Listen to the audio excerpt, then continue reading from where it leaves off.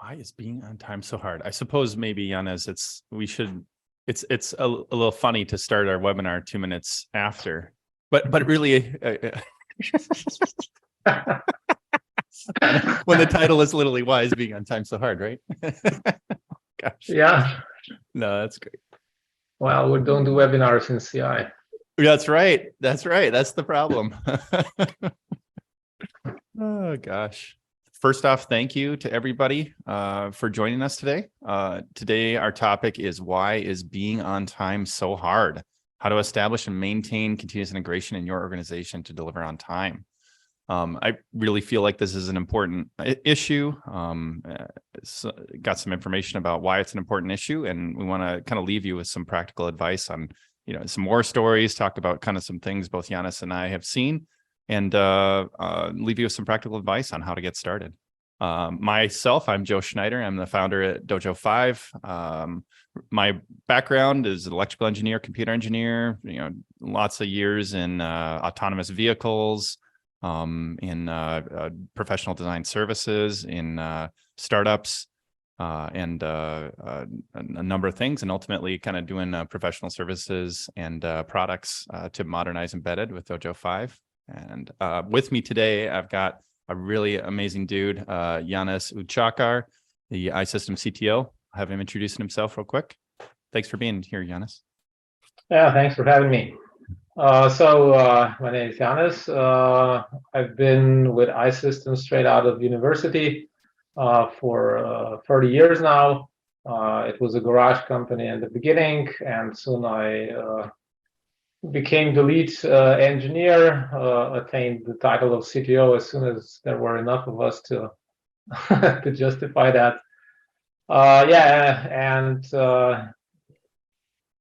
I think we have an introduction on the company later on, right? Yeah. Let's go into it.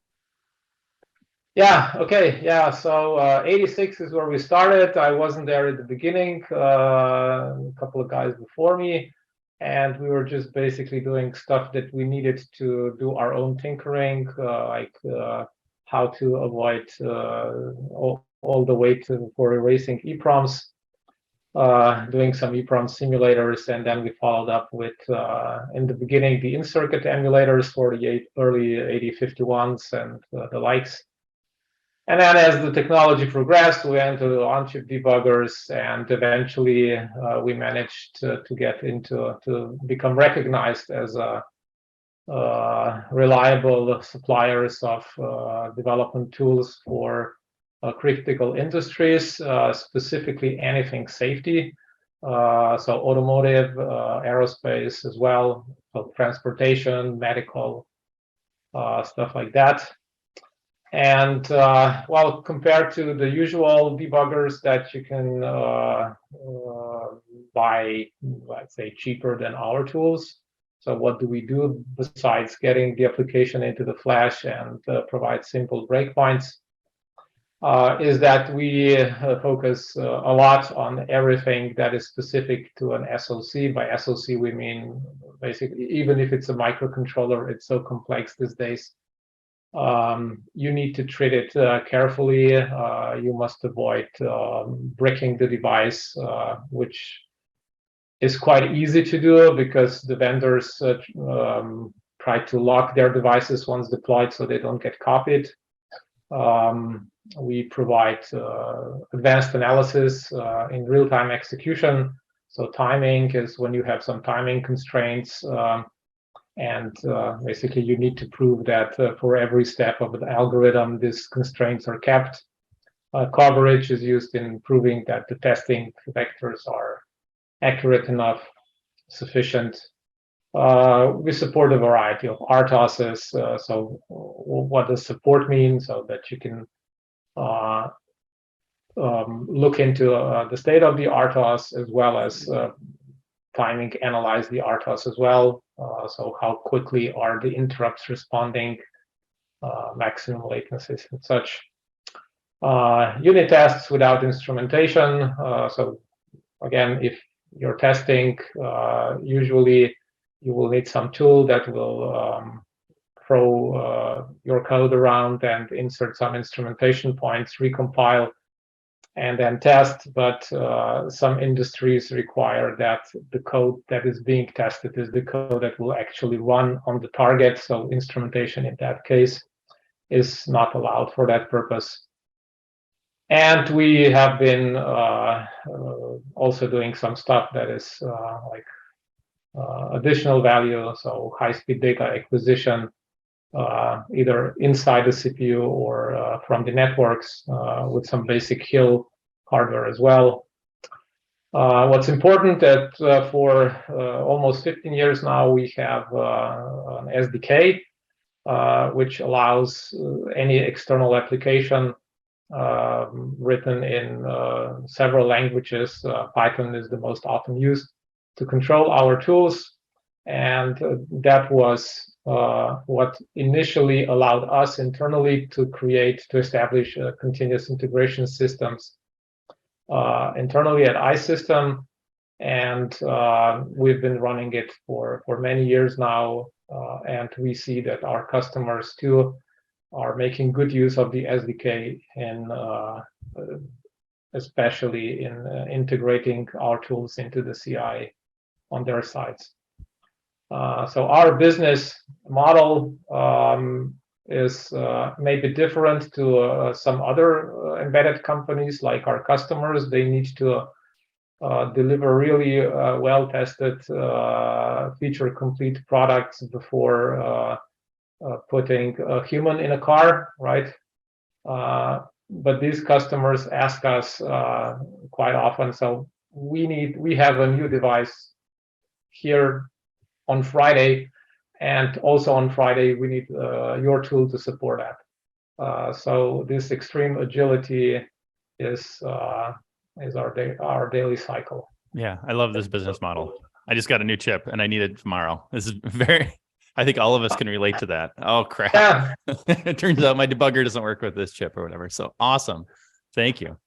Real quick, Dojo Five, our vision and mission is to modernize firmware product development and deployment experience. We're trying to bring modern tools, techniques, best practices.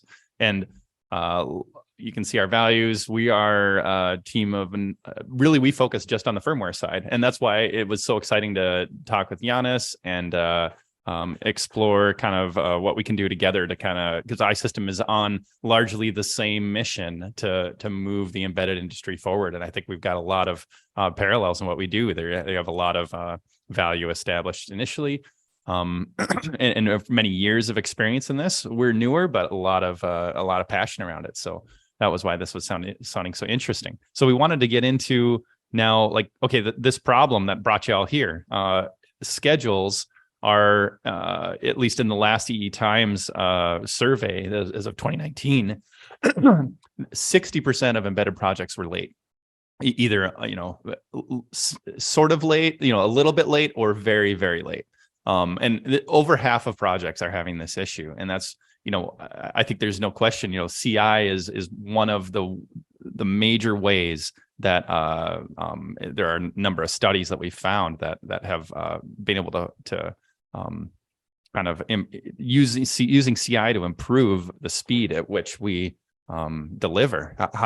But it's tricky to get it set up and maintained. So that is kind of the setup here for the problem.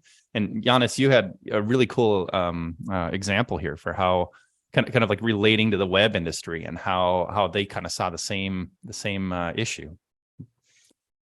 So this is the slides or the graphics here. They are a good example. It's 10 years old now. If you can look at the dates, this is the point where I guess continuous integration came slowly into view. And this showed two different approaches at releasing products. The top chart is Microsoft's Internet Explorer. They were always trying to,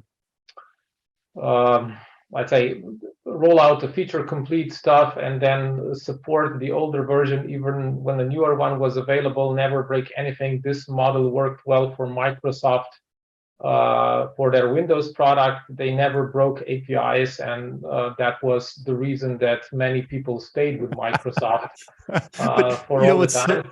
Well, it's so funny that I remember about this. My wife works in the healthcare industry, And healthcare IT is notoriously conservative in terms of like, what they, I think 3 or 4 years ago, I was in her office and they were still using IE6. Like it's out of, it's end of life beyond belief. And but they had, some critical internal infrastructure thing that only ran on IE6 because Microsoft, on top of this versioning thing had only, had enabled certain, I think there were certain hooks that were non-web, non-standard, right? And certain tools have been built on top of that. And so you kind of have this, I think multi-fold issue, right? You're trying to support all of these different versions. And on top of that, like some people are really stuck on some versions as well. Yeah.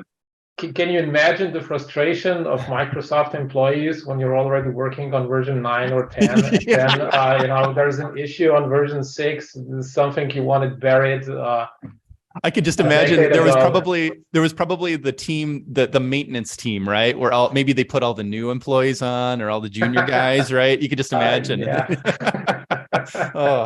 Okay.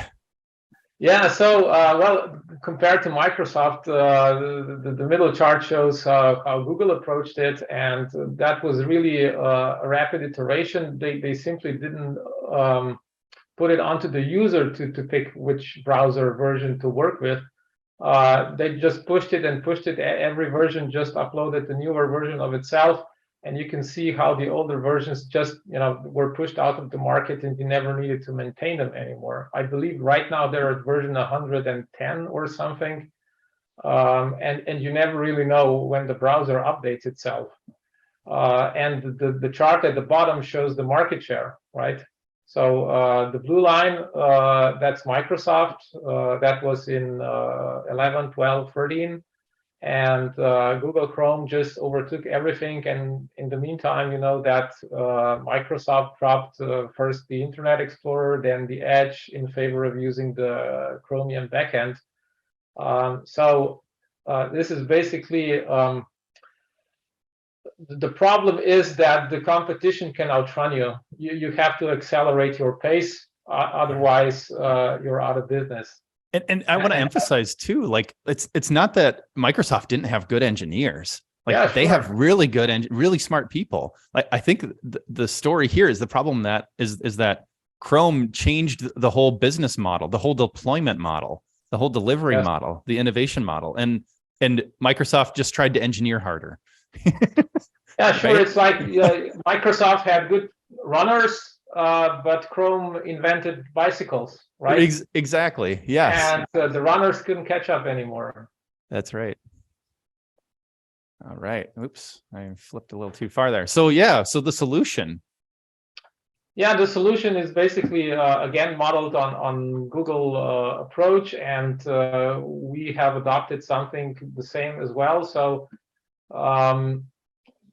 Basically, you try to maintain only one version of your software, and somehow you keep all the new functionality controlled by a switch. So at runtime, you can say, okay, I want to do this same thing in a new way. And if anything goes bad, you can always revert back to the old version. We can see how these experimental features, you can find it in your own browser. These are called feature flags a lot of times. Yeah, something like that. And you can keep them all subdued and tested, and enthusiasts go into that. And then when you do a major release, you enable a lot of that functionality, and you just drop all the old stuff without ever being, never really having a big break, like you mentioned, the IE6 issue at your wife's place. Yeah. It's a kind of continuous stuff in the field. You can see what's breaking, adjust the new thing until you're satisfied enough with it. And this third bullet is really important, right? The thorough tests, and this is really driving us towards the CI thing, right? Too, is if you find a way to go faster. I mean, only one version helps you go faster. You can focus your team on the single, kind of the front leading edge of your innovation and moving forward. That's where we want all of our focus to be.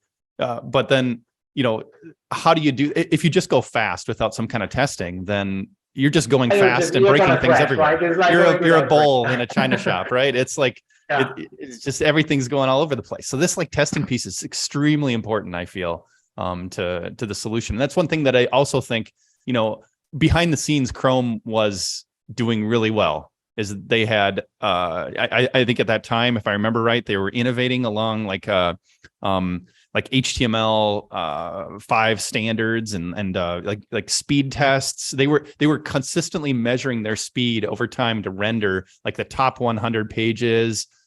There's a whole bunch of history on that about how like all this huge test information infrastructure. It wasn't just they just woke up one day and they're like, let's just release, every 2 weeks and let's just like throw away the old release. Like, and I mean, there's a lot of planning and testing that went into that to make that successful. So that they did, because that first time you throw out a release and like the whole internet doesn't work and you're automatically pushing out releases, like people are going to be, people who have businesses who have jobs to do, they're gonna be like, okay, forget this. We're not using Chrome anymore. They just took down our business for a day or whatever, right?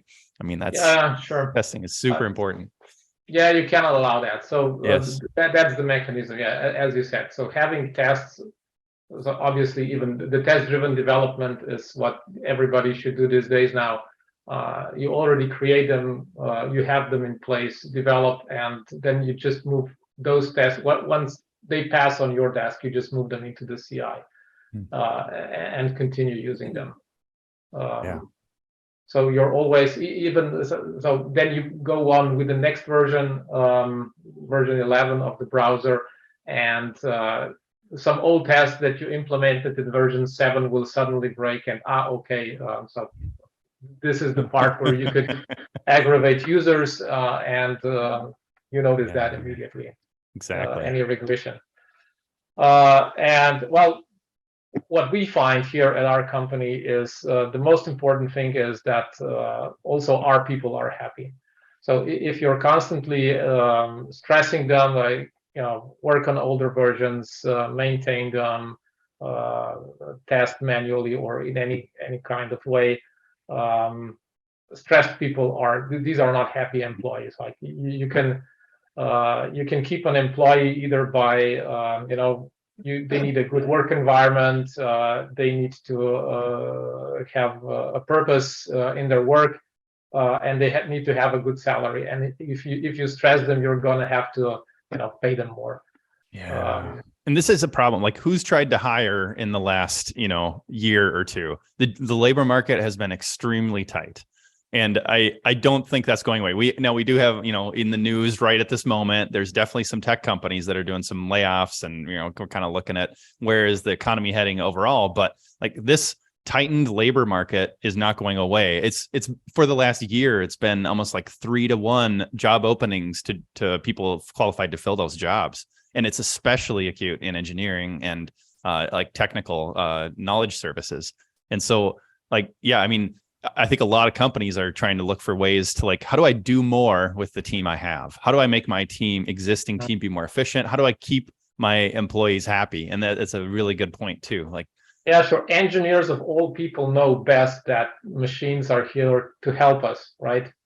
And if you tell an engineer do this, menial task, and he said, well, but that other company, they got all that stuff automated, so I can do more meaningful things. Exactly. Yeah. Yeah. Salary is only some of it. You get to salary at some point, and it's like, okay, what the people who are just like, they look at the numbers and that's all they care about, and the highest number wins. I don't want those guys at my company. They can go work as mercenaries somewhere, but the people who we have at our company are really, really excited about the mission. How do we modernize embedded? How do we push it forward? Right. And that's, you gotta, I think when we're in this very competitive landscape, everybody's got products that they want to push. Everybody's got, stuff they want to do. And like something like CI or thinking about our business model, rethinking the business model and what's the environment, the developer environment that people are working in, and how do we help our engineers have day-to-day like success and happiness,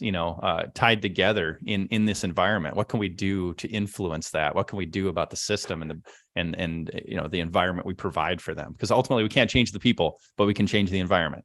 So yes, that's what we have control over. That's where we got to find our success. Yep. Very true. All right. Should we move on to the how? Yeah. All right.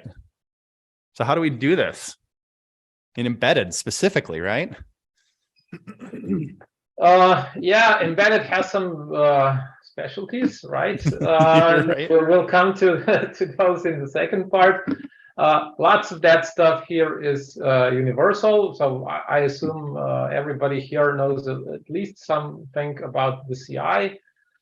So the ideal is that you know what you want to achieve, right? You get some requirements, specifications, and you derive both the tests and the code, the implementation of the product from those tests.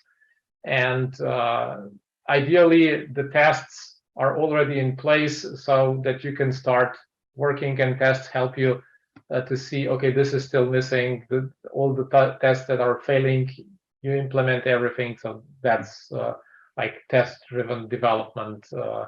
It should be in place mostly everywhere by now. Well, you have co-verification, so R&D here at iSYSTEM sometimes identifies a problem with tests, right? We say, we are quite certain that this works, but test says it breaks, and you verify. They are basically also programmers. Everybody who's testing, this is not, taking the hammer and smashing a monitor and see if it survives. It's nothing like that. A tester is basically a software engineer. They write code, and they can make mistakes as well. And if you have two teams basically competing at the same time as cooperating, this is a good way to ensure quality. So you mentioned everybody should be using test-driven development. I just want to call out a good friend at Dojo Five, Matt Eshelman. He had the Matthew test that he has posted on blog, and he recently did a quick survey.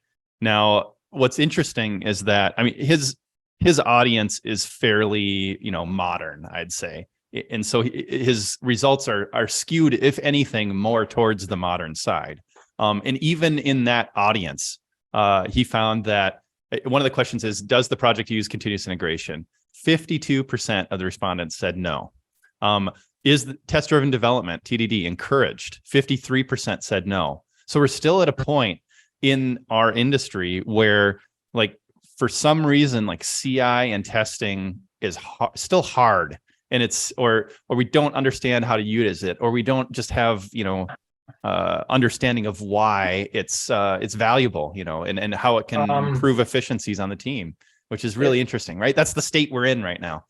The problem is that you're at a stage before you have all this system set up, and then some visionary employee comes to you and say, hey, how about we do all that stuff? And then you tell them, okay, let's write up the plan to get there. And you see, wow, there's really a lot of work to get there, and do we need it? And then everything gets pushed away just because it's a big effort, and you don't really believe the benefits that you will get once you have it in place. Once you have it, right, you can just imagine. So how we send, paper mail in the olden days. Now even old people send emails, and they were never. So my parents, they were computers, everything, and now they're still. Everybody is a proficient computer user these days. You just need to make that step, and then you realize, oh, this is actually much better than it was before. Yes. And all humans are like that. Like, couldn't we just continue the way we are, right? Only later will you realize all the benefits, really. Yeah, I mean, and the crazy thing to me is this is why this percent. Yeah. I mean, the crazy thing to me too is that, I mean, there's a great book. I mean, I already called out Matthew Eshelman. Go check out his stuff. But Large Scale Agile Development is a book that has been published for 10 years plus. This is the story of the HP LaserJet group and how they had a big, huge issue. And they they were writing custom code with a bunch of if-defs and defines all over the place, like individual binaries for every single laser jet. And they, if you remember, like they have hundreds of models, if not thousands of models, right? It was a testing disaster. It was a maintenance nightmare. And they actually had some really cool measurements. You can go check this out. At the beginning, before their CI and Agile journey, they were spending they counted up all of the hours spent across systems engineers, firmware engineers, everything. They were spending 5% of their time as an organization on new features, innovation. By the end of their Agile and CI transformation, largely driven by lots of testing, some architectural changes to the code, to allow it to, like, same binary released, but then configured on the fly in runtime. It would, exactly what you're saying, feature flags, right? It's got feature flags inside, and it would turn certain features on and off depending on what model it found itself running on. And they increased that by 8x. So by the end, they had 40% of their time spent on, and it's like these numbers are a little few and far between. And I think we have sometimes in embedded, we have a way of like kind of explaining away, well, oh, that could work in web, like the nice Chrome story, nice IE story, but can't work in my, I run automotive and I can't deploy software to my, cars. Well, guess what? Like now automotive companies had to get through the pain of figuring that out. I think they denied it for 10 years. And then, some folks kind of shook up the industry a little bit. And then they're like, oh, I guess we can. And so like this is the way you get stomped, you get trounced if you don't look this, train right head on, and you got to get on the train before it runs you over, kind of thing. And the numbers are there. The justification is there. It brings the value. I'm sure managers at HP did not expect 8x, right? Right, exactly. But now the numbers are out there, and I'm not guaranteeing 8x for everybody, but our clients that get on CI and get going, I mean, they're drastically more productive. We have people saying like, we can't imagine the world that we were in before we had this in place, and so it's kind of wild. Maybe as an industry, we just need to keep on talking about, the success stories about this. And maybe that's a good segue to the next slide. Is there any more you wanted to get out of this one, or should we head on to the next one? I can check. Yeah, I put a lot of text in here. The important part is to get quick feedback. So whenever you put something in, something else will run comprehensive tests for you. And while you still have a fresh mental image in your head, you get the feedback. And if you broke anything, you can get quickly on to fix that. So if you get a feedback a month later or a year later when you have to do a mass recall, that's a disaster. Yep. Yeah. Reproducible builds also become really important there. But yeah, tell us about CI/CD at iSYSTEM today. What do you guys have going? And that's such a cool picture on the top right? It's like racks and racks. Yeah, that one. Yeah, we started with just there's a slide about the beginnings, but the first track we built some 5-6 years ago. In the meantime, we have 8 of those. We would have had more, but we took then measures to keep that low because it can grow out of proportion. So you need to track that as well.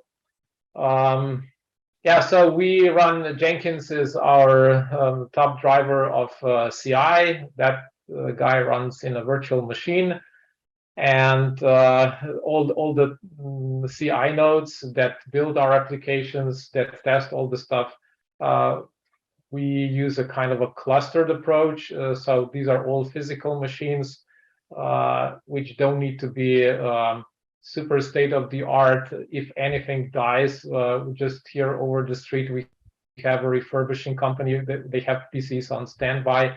You just run over there, get a PC, spend 2 hours porting the necessary software, and we just plug it into the network, and we'll take on the task.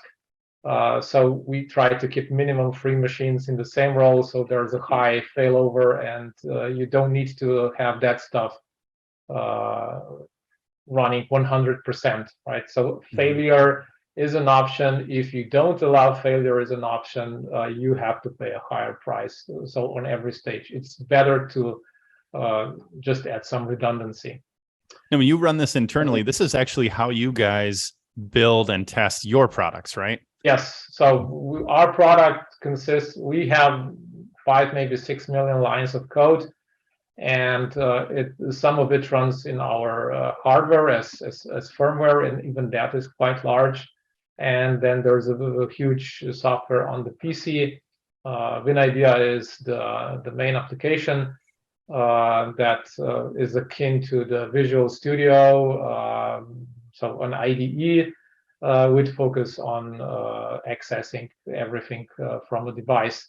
And then there's a bunch of, so we have these SDKs that allows you to use Python, Java, and so on. So yeah, a lot of software, you have to build that quickly enough. So we aim to do, so on every commit, every change to the source code triggers one cycle in continuous integration. Everything is rebuilt, tests are run, and we try to keep this round trip under 10 minutes. So this is currently approximately our commit rate. If you double your engineers or double their output, we need to shorten the cycles. And some tests are simply due to hardware, have some timing restrictions. You need to parallelize those. So we have multiple configurations which are identical, and one can test the build number 12 while the other is testing build number 13. So there's a way to parallelize the CI. And yeah, this short round trips, we cannot afford to execute all tests. So to be really comprehensive on many different configurations, this is a full night test where we test just one build, and if we detect regression there, we have a tool which we call the bisect. It does what it says. So from the past day, there were maybe, like I said, 100 builds, and now you have to identify this obscure feature that has failed.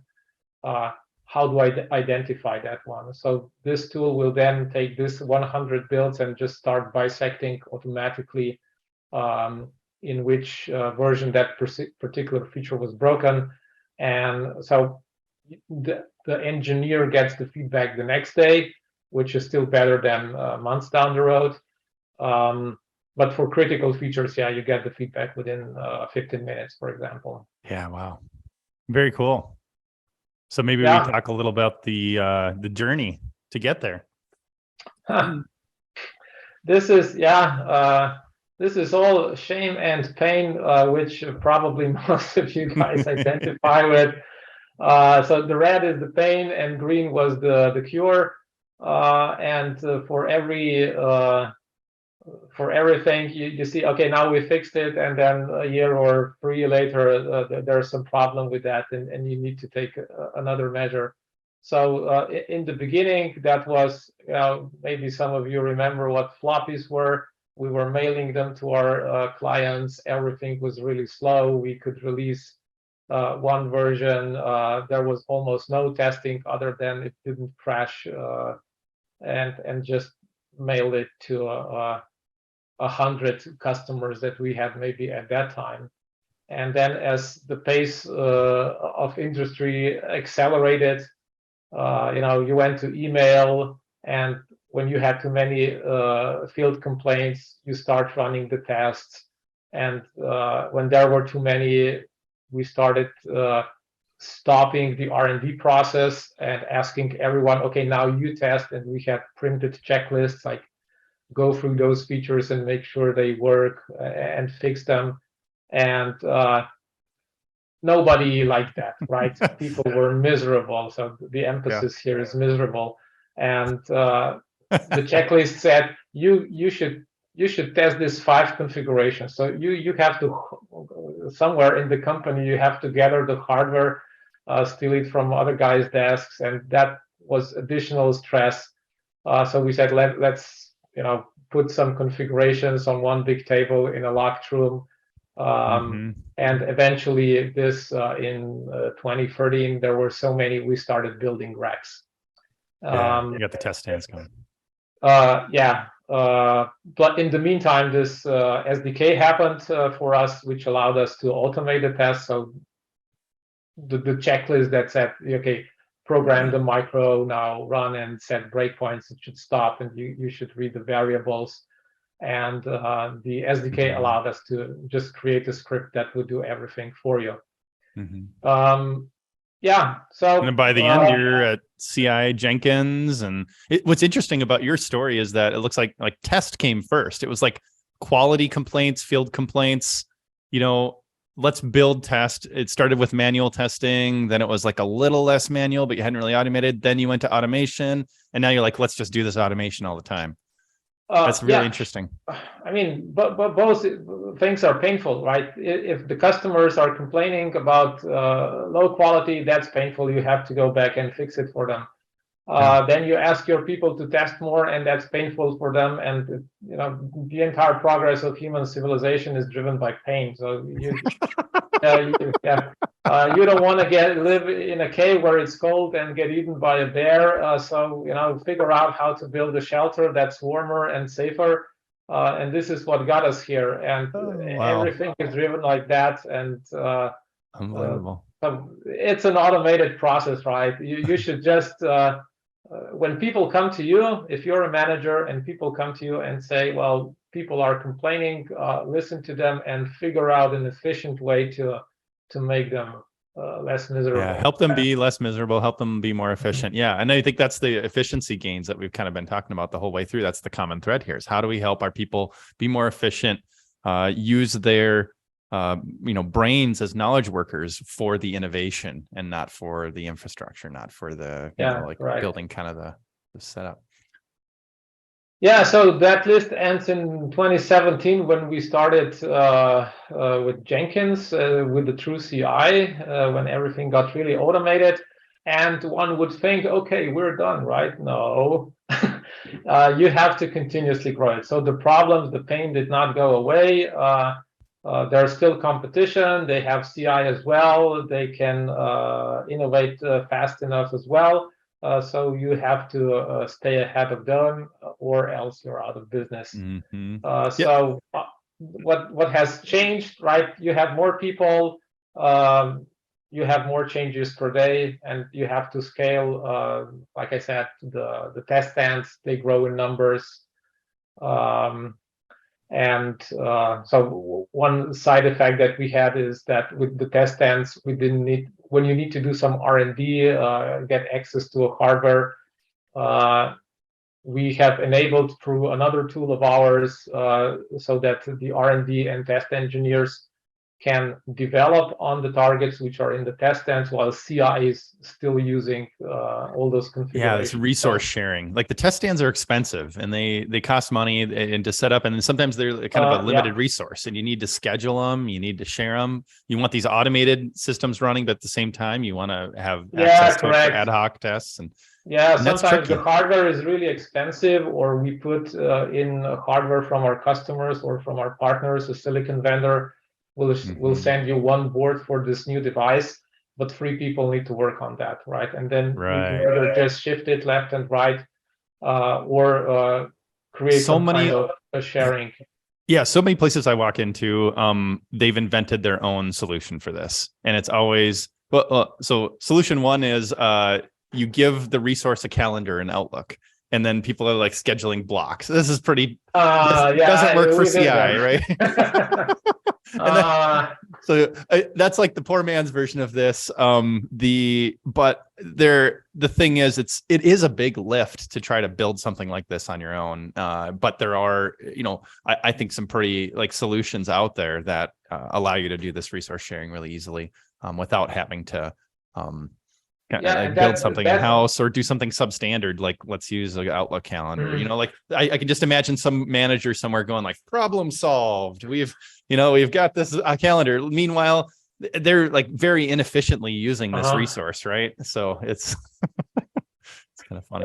That's the part you have to continuously grow continuous integration, right? So Yeah. the manager will think, okay, I fixed it with the calendar, and then this guy's come complaining again next month, right? It's still not good enough for them. It's never good enough. Yeah. So in this way, we use the phrase establish and maintain continuous integration, or DevOps type of practices. Because it's, I mean, it is, and grow and maintain. I mean, it's because it on its own, it is a big hill to establish it, but it's also, I think, an underestimated big hill to then keep stuff going and keep stuff valuable, for your team as your team changes, as the needs change. Yeah, it's not a minor investment, and people, I think they wish it were a minor investment. Like you did, you started with Jenkins. Sure. We see a lot of companies that will be like, cool, we have an intern coming in May, let's have that intern set up Jenkins and kind of mess around with it. And typically it's good. Yeah, have some students do it. Yeah. Well, and that's what I mean. And we've said it before. We've talked about this on other webinars too, but like, that's not a bad place to start. If you have nothing and you go to that's like orders of magnitude better. Please do that. But at some point, it flips from, the intern's experiment to the quality system for your entire company and the releases that are going out. And do you want that to be something that we duct tape together with an intern that's no longer at the company? And who maintains the system? That's, I think, the scary part for me is this is absolutely where industry and companies need to get to in order to compete moving forward.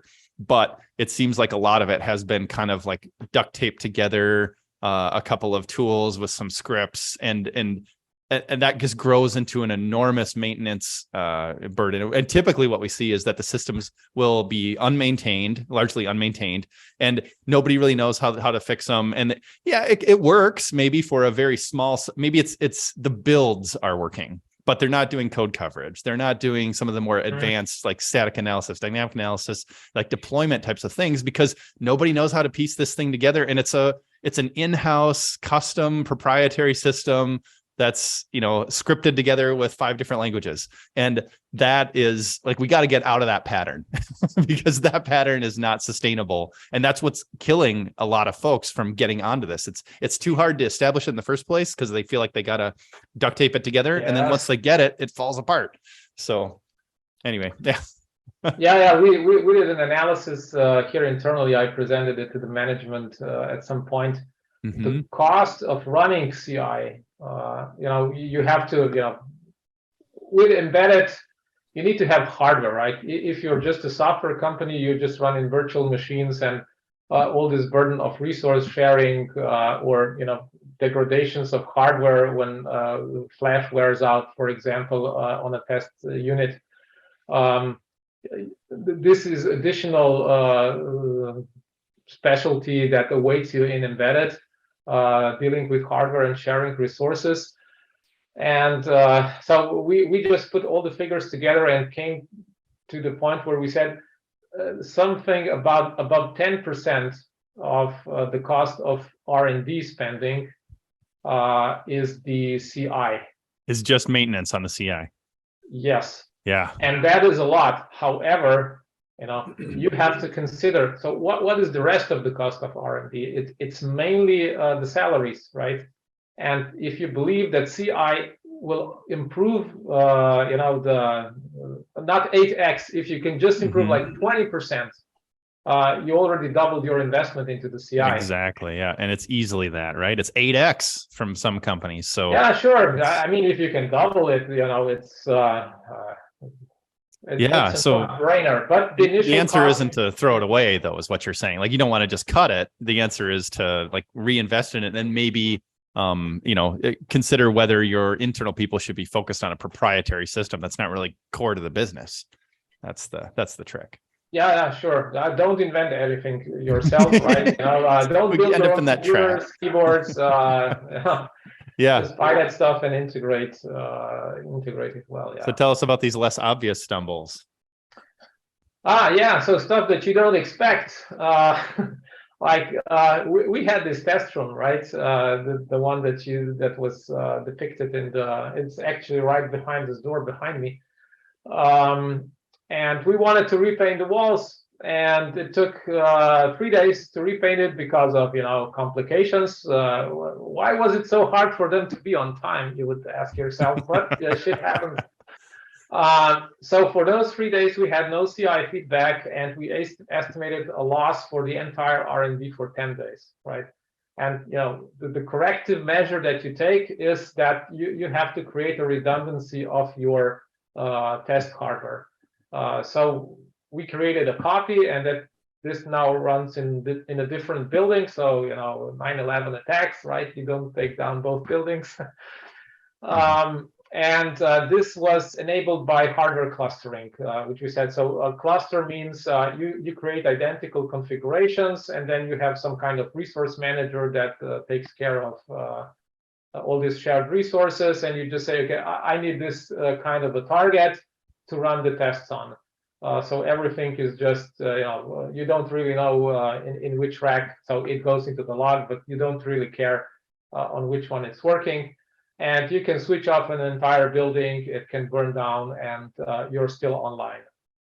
Because everything else, if possible, we have already moved into the cloud, so you don't want your source code repository to be internal, all the documentation, administration.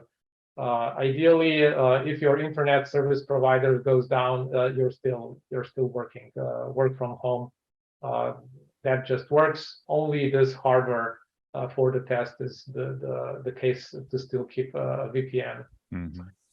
Yeah. Okay. So the measure here was create copies, and we can even move them to different countries. So some of that is running in Germany, for example. Very cool.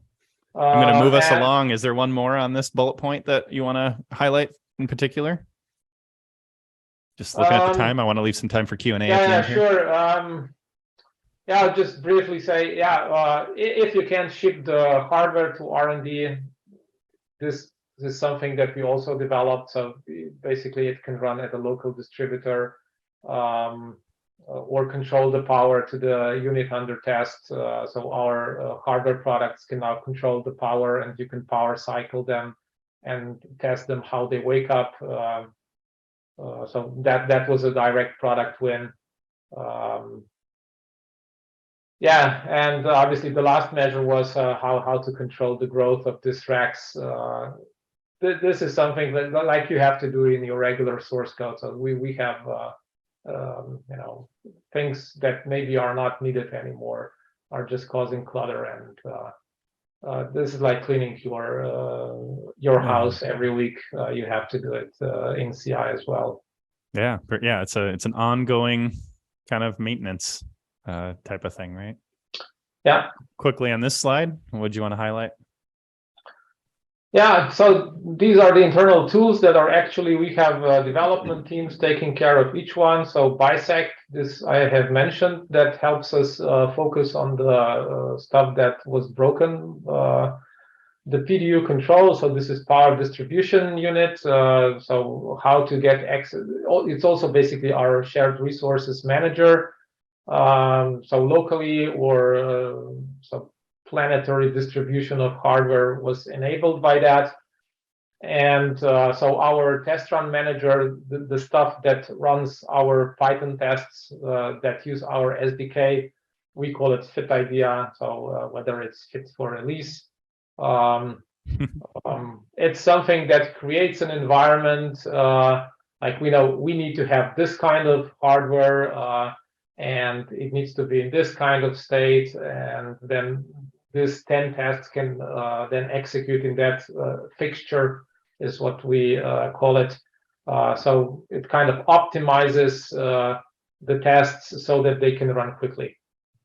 Cool. Why not just black box the hell tests? Yeah. So that's always the question, right? You want when you hit the brake pedal, you want to see the actuators for the discs to move, and the reasoning here is Elon. I think you're familiar with the guy. Yeah, the engineer part of him is widely respected, and there's a great interview he did with with everyday astronauts. It's on rockets, and while talking about rockets, he talked about several principles in engineering that basically apply to every engineering company. And among those, he was arguing in favor of rapid product iteration. So if we go back to Internet Explorer slide, they said, okay, this product, all the features, and the next version we'll release in 1 year, and if you do it once per year, when you release it, you face incompatibilities. You are never able to test everything that will happen in the field. So the best thing to do is just iterate rapidly, run the test, improve, run the cycle as quickly as possible. And we've seen what Elon's rockets did compared to every other competitor. He has outrun the competition, right? And those are now trying to mimic it. And in production, the emphasis here is in production, remove all the white box tests because they just slow down the production line. So black box test is very good in production. This is where you will put your brake controller and you'll simulate the brake pedal, and you'll see the actuators go. And you say, okay, if this works, our previous tests have shown that this is good enough. We can build it into a car. Yeah. So a black box test will tell you which functionality has failed. And then typically in production, you'll just throw it away if it's too critical. Yeah. Whereas a white box test will tell you why a certain functionality has failed. And this is important in development, right? So this is not production test, this is development test. You're trying to improve, like how well does my ABS algorithm work? And you tweak it, and then some other test, that simulates this is now a wet road, turning right. And so this situation now misbehaves, and you don't know why, but if you have a white box test, so something that gives you insight in what your application was doing at the time, like how code was executing, or certain parameters have been set, you can then, it's much easier for the developer to focus on the real cause here. So this white box testing will save you the time of the R&D engineer that just gets a report like, okay, this is the now red. Like the other half of the time. Yeah. You got to identify the problem, then you got to fix it. And he would then need to use some kind of tools and tests. He would need to basically create this white box test anyway to get him to that point. Perfect. I'm just going to move us along to the last slide, and I'm going to tell people, if you've got questions, toss them in the chat or the Q&A now, and we'll get to them as right after we're done, just kind of wrapping things up here. So that's kind of the money slide here. Yeah, so right? This is a wrap up. Yeah, so it's not easy or cheap, but it will pay off immensely. Right, everybody that did it, everybody, you can ask anyone, they will confirm that. And again, don't try to build everything on your own. We have done much of the thing ourselves, and we have seen that we have maybe wasted, but there was no good advisor nearby that would help us with that. But it would have saved us a couple of years before you yourself can get there and realize all the potentials or the pitfalls that are waiting for you. So my advice is get expert advisors. That's not us. So that's you, Joe, right? Thank you. And tools, that is us, right? So the advantages of having good tools is those that allow you to automate everything.